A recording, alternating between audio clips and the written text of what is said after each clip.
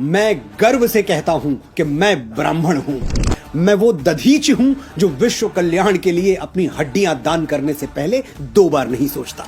मैं वो परशुराम हूं जो श्री राम जैसे मर्यादा मूर्ति क्षत्रियों को अपनी सारी शक्तियां सौंप देता है। मैं वो चाणक्य हूं जो एक वंचित वनवासी को उठाकर भारतवर्ष के राज सिंहासन पर बैठा देता है। मैं वो आदि शंकराचार्य हूं जो अपने असीम ज्ञान के प्रताप से समूचे भारतवर्ष को एक भगवा ध्वज के तले ला खड़ा करता है।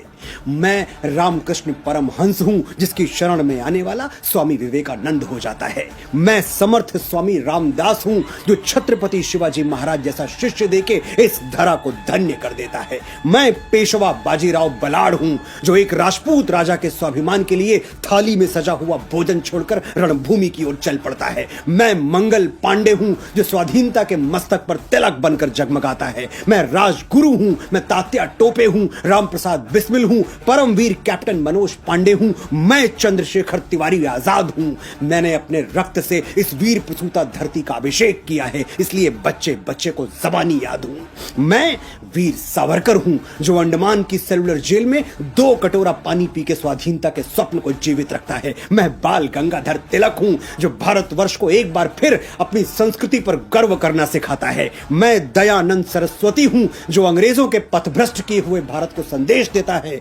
वेदों की ओर लौटो। मैं ही इस यशस्वी ब्रह्मकुल की बेटी रानी लक्ष्मीबाई हूं जो मातृभूमि की रक्षा के लिए फिरंगियों के बदन में अपनी तलवारों का लोहा उतार देती है। हम ब्राह्मण हैं, जन्मजात तपस्वी हैं, साधक हैं।